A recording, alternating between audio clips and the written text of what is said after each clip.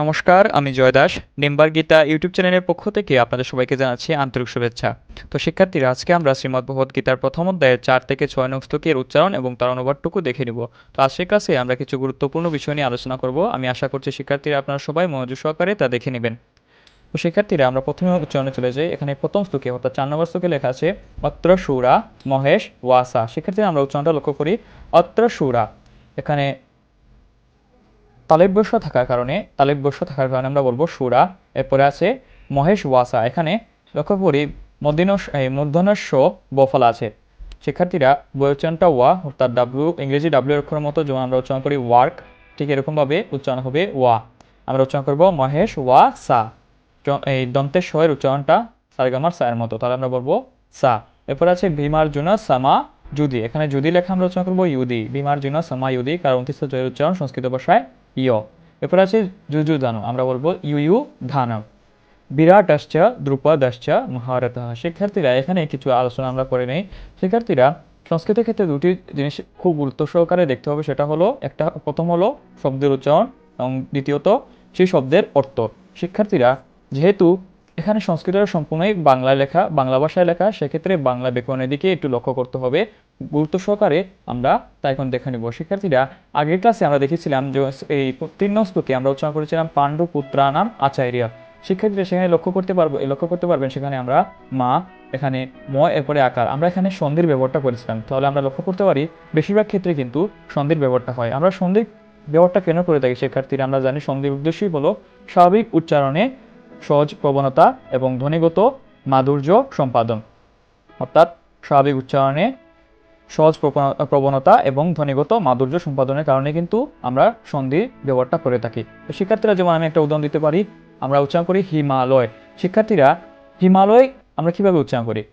এর মূল অর্থটা হয় কিন্তু হিম আলয়, আমরা উচ্চারণ করি না হিম আলয়। আমরা এভাবে না উচ্চারণ করে ধ্বনির মাধুর্য সম্পাদনের কারণে আমরা উচ্চারণ করি হিমালয়।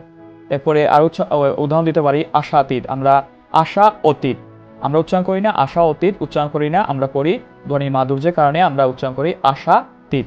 তো শিক্ষার্থীরা, এরকমই কিছু শব্দের উচ্চারণ আমাদের কিন্তু গুরুত্ব সহকারে লক্ষ্য করতে হবে, কিন্তু তার অর্থটাও দেখতে হবে। এবং শিক্ষার্থীরা, এখানে লেখা আছে বিরাটশ্চ। শিক্ষার্থীরা, এখানে আমরা একটু লক্ষ্য করি, সন্ধির কথা যখন এসেছে আমরা এটা লক্ষ্য করিনি। বিসর্গের পর অঘোষ অল্প প্রাণ কিংবা মহাপ্রাণ তালব্য ব্যঞ্জন থাকলে বিসর্গের স্থলে তালব্য শেষ ধ্বনি হয়। শিক্ষার্থীরা, এখানে উদাহরণ দেওয়া আছে। এই কথাটা দ্বারা কি বোঝানো হয়েছে? বিসর্গের পর অঘোষ অল্প প্রাণ। শিক্ষার্থীরা, অঘোষ অল্প প্রাণ কিংবা মহাপ্রাণ ধ্বনি, যেমন আমি একটু শিক্ষার্থীরা আমি লিখে দেখাই, যেমন ক, গ, চ, এগুলো হচ্ছে শিক্ষার্থীরা অঘোষ অল্প প্রাণ। এরপরে খ, ঘ, ছ, শিক্ষার্থীরা এগুলো হলো অঘোষ মহাপ্রাণ ধ্বনি। ঠিক শিক্ষার্থীরা, তো আমরা এই জিনিসটা জেনে নিলাম। এখানে বলা হয়েছে অঘোষ অল্প প্রাণ কিংবা মহাপ্রাণ তালব্য ব্যঞ্জন। এখানে তালব্য দ্বারা কি বোঝানো হয়েছে? শিক্ষার্থীরা একটু লক্ষ্য করি, তালব্য দ্বারা বোঝানো হয়েছে চ, ছ, জ, ঝ, নিয়। শিক্ষার্থীরা, এগুলো হচ্ছে তালব্য ব্যঞ্জন বর্ণ। তো শিক্ষার্থীরা, বিসর্গের পরে যদি এগুলো থাকে তাহলে সেক্ষেত্রে আমরা উচ্চারণ করবো সেই বিসর্গ পরবর্তীতে তালব্যস্য উচ্চারিত হয়, এখানে লেখাই আছে। তো আমরা নিচে উদাহরণটা দেখে নিই। বিসর্গের সাথে যদি অঘোষ অল্প প্রাণ বা মহাপ্রাণ তালব্য ব্যঞ্জন থাকে তাহলে সেই বিসর্গের পরবর্তীতে আমরা উচ্চারণ করি তালব্য শেষ ধ্বনি, অর্থাৎ তালব্য স।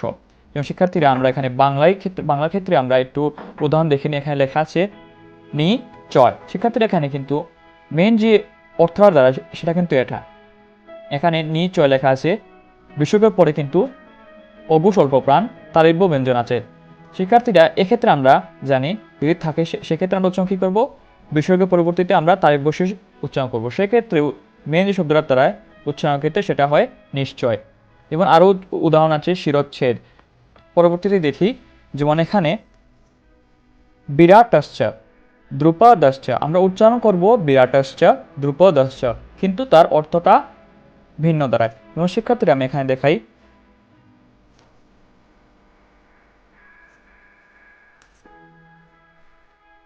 বিরাটশ্চ। শিক্ষার্থীরা, এখানে অর্থটা দাঁড়ায় বিরাটচ, অর্থাৎ বিরাট কিন্তু এক ব্যক্তির নাম। এবং এখানে চ দাঁড়ায়, এখানে চ সংস্কৃত ভাষার চ এর অর্থটা দাঁড়ায় এবং অথবা আর, অর্থাৎ এখানে চ দাঁড়ায়, চ এর অর্থটা দাঁড়ায় এবং। বিরাট আচ্ছা শিক্ষার্থীরা আমরা সন্ধির ক্ষেত্রে আমরা ধ্বনির মাধুর্য সম্পাদনের ক্ষেত্রে আমরা সন্ধি ব্যবহার করব, অর্থাৎ আমরা উচ্চারণ করব বিরাটাশ্চ দ্রুপদশ্চ। তাহলে কি হয়? ইয়ুধান বিরাটাশ্চ দ্রুপদশ্চ মহারথা। শিক্ষার্থীরা তোকে শেষে বিসর্গ থাকার কারণে আমরা উচ্চারণ করব হ। এখানে কিন্তু সম্পূর্ণ হ উচ্চারণ হয় না, এখানে মৃদু হটা উচ্চারণ হয়, অর্থাৎ মৃদু হ উচ্চারণ হয়। তো শিক্ষার্থীরা 4 নম্বর শ্লোকের উচ্চারণটা আমরা আবার দেখি।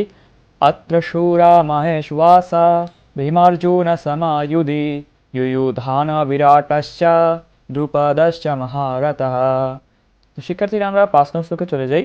এখানে লেখা আছে দৃষ্ট কেতুশ্চ কীটানো, আমরা উচ্চারণ করব দৃষ্ট কেতুশ্চ কীটানো।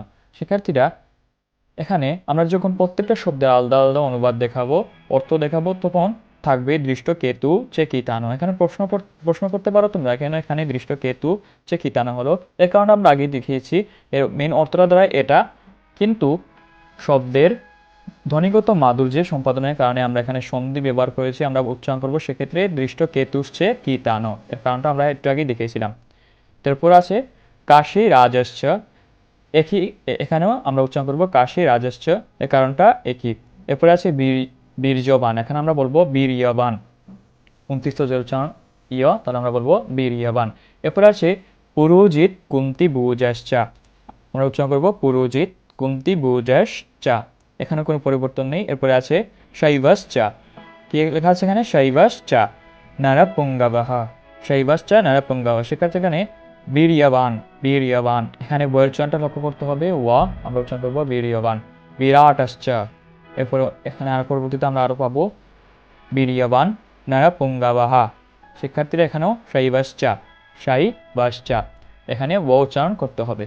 তো শিক্ষার্থীরা এই ছিল 5 নং শ্লোকের উচ্চারণ। আমরা আবার দেখি দৃষ্ট কেতুশ্চ কীটানা কাশীরাজশ্চ বীর্যবান পুরোজিৎ কুন্তি ভুজশ্চ শৈবাশ্চ নরপুঙ্গবঃ। শিক্ষার্থীরা এই ছিল 5 নং শ্লোকের উচ্চারণ। আমরা 6 নং শ্লোকে চলে যাই। এখানে লেখা আছে যুদা, এখানে আমরা বলবো ইউদা, মন্যুশ্চ, ইউদা মন্যুশ্চ বিক্রান্ত, আমরা বলবো বিক্রান্ত, উত্ত মৌজাশ্চ, উত্ত মৌজাশ্চ বীর্যবান, এখানেও একইভাবে উচ্চারণ হবে। বীর্যবান লেখা আছে, বইয়ের উচ্চারণ ওয়া, 29 জয়ের উচ্চারণটা ইয়, তাহলে আমরা বলবো বীর্যবান। সৌভদ্রা, সৌভদ্রা, সৌভদ্রা দ্রৌপদেয়াশ্চ সার্বা, এখানে এতটুকু পর্যন্ত কোনো পরিবর্তন নেই, আমরা বলবো সৌভদ্রা দ্রৌপদেয়াশ্চ। এরপরে আছে সার্বা, আমরা বলবো সার্বা এবা, সার্বা এবা মহারথः। এখানে বিসর্গ থাকায় আমরা শ্লোকের একটা লাইনের শেষে যদি বিসর্গ থাকে তাহলে সেই বিসর্গের পরিবর্তিতে হতা উচ্চারণ হয় এবং সেই হয়ের মৃদু উচ্চারণ হবে, তাহলে আমরা বলবো মহারথः। তো এই ছিল 6 নং শ্লোকের উচ্চারণ। আমরা আবার দেখে নিই। ইউদামান্যুশ্চ বিক্রান্ত উত্তমৌজাশ্চ বীর্যবান সৌভদ্রা দ্রৌপদেয়াশ্চ সর্বা এব মহারথः। তো শিক্ষার্থীরা এই ছিল 4, 5 এবং 6 নং শ্লোকের উচ্চারণ। এবং আমরা প্রত্যেকটা শ্লোকের প্রত্যেকটা শব্দের অনুবাদটা দেখে নেব। 4 নং শ্লোকে এখানে লেখা আছে অত্র, অত্র অর্থাৎ এই সেনাতে, মহেশ ওয়াসা অর্থাৎ বৃহৎ বৃহৎ ধনুবিশিষ্ট, ইউদি মানে যুদ্ধে, ভীমার্জুন সম অর্থাৎ ভীম ও অর্জুনের সমান, সুরা অর্থাৎ বহু বীরগণ, সন্তি অর্থাৎ আছে বা যথা, ইয়ুদান অর্থাৎ যুযুদান, চ মানে এবং, আমি আগে বলছিলাম, মহারথ মানে মহারথী, ধ্রুপদ অর্থাৎ রাজা ধ্রুপদ। এরপরে 5 নং এবং 6 নং শ্লোকের শিক্ষার্থীরা এখানে বিভিন্ন মহারথী এবং যোদ্ধাদের কথা বলা হয়েছে। এখানে প্রত্যেকটা শব্দের আলাদা আলাদা আপনারা অনুবাদটা দেখতে পাচ্ছেন। তো শিক্ষার্থীরা আমরা মূল অনুবাদে চলে যাই। এখানে অনুবাদটা হচ্ছে, এই সমস্ত সেনাদের মধ্যে অনেকে ভীম ও অর্জুনের মতো বীর ধনুর্ধারী রয়েছেন এবং যুযুদান, বিরাট ও ধ্রুপদের মতো মহাযোদ্ধা রয়েছেন। সেখানে দৃষ্টকেতু, চেকিতান, কাশীরাজ, পুরুজিৎ, কুন্তিভুজ এবং শৈবের মতো অত্যন্ত বলবান যোদ্ধারাও রয়েছেন। সেখানে রয়েছেন অত্যন্ত বলবান যোদ্ধামন্যু, প্রবল পরাক্রমশালী উত্তমৌজা, সুভদ্রার পুত্র এবং দ্রৌপদীর পুত্রগণ। এইসব যোদ্ধারা সকলেই এক একজন মহারথী। তো শিক্ষার্থীরা এই ছিল 4, 5 এবং 6 নং শ্লোকের অনুবাদ। শিক্ষার্থীরা অর্থাৎ এই যে উক্তিগুলো, সেই উক্তিগুলো দুর্যোধনের যা সে দ্রোণাচার্যকে বলেছিল এবং সঞ্জয় দিব্যচক্ষুর মাধ্যমে ঘরে বসেই তা দেখেছিল এবং সেই উক্তিগুলো সঞ্জয় ধৃতরাষ্ট্রকে বলেছিল। তো শিক্ষার্থীরা আজকের জন্য এ পর্যন্তই। সবাই ভালো থাকবেন। জয় শ্রীকৃষ্ণ।